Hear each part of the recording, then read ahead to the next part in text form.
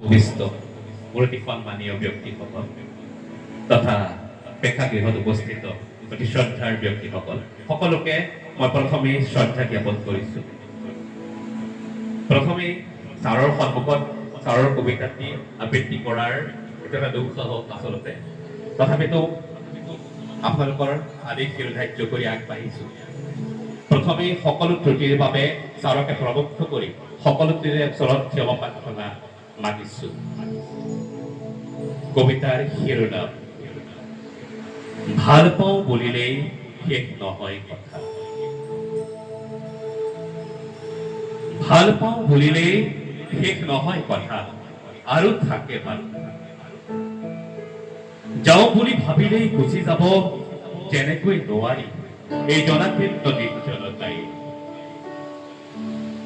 মোৰ নাম হ'ব পাৰে ৰুক্মিণী কালিন্দী অথবা সাগৰিকা বৰদলৈ, তুমি প্ৰণৱ জ্যোতি অথবা ধৰ্মেন্দ্ৰ মীৰ।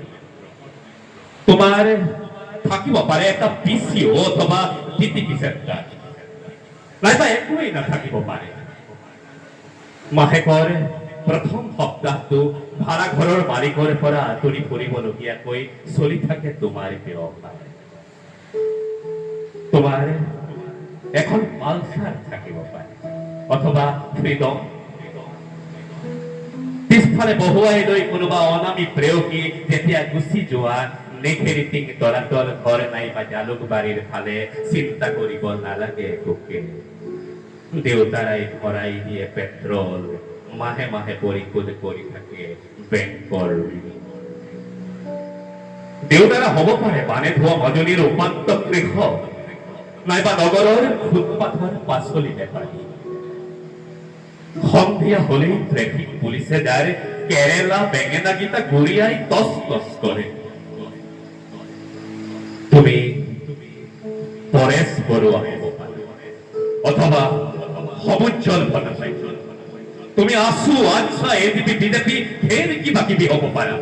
তুমি অৰণ্যত হোষ্টেলত অথবা জেলত য'তেই নাথাকা লাগিলে ভাল পাওঁ বুলিলে ঠিক নহয় কথা, আৰু থাকে বাট। তোমাৰ অসম বন্ধ দিয়াৰ অধিকাৰ থাকিব পাৰে, তোমাৰ মুণ্ডন কৰাৰ অধিকাৰ থাকিব পাৰে, তোমাৰ আত্মজাহ দিয়াৰ অধিকাৰ থাকিব পাৰে।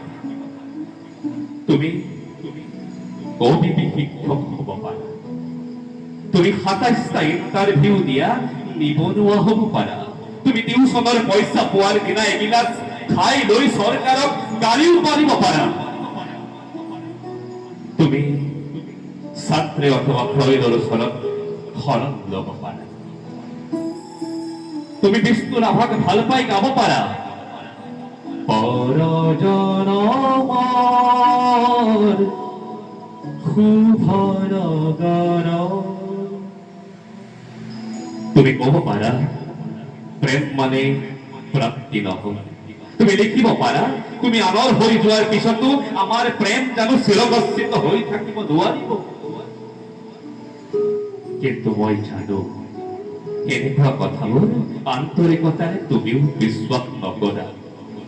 আচলতে ভাল পাওঁ বুলিলেই শেষ নহয় কথা, আৰু থাকে। ধন্যবাদ।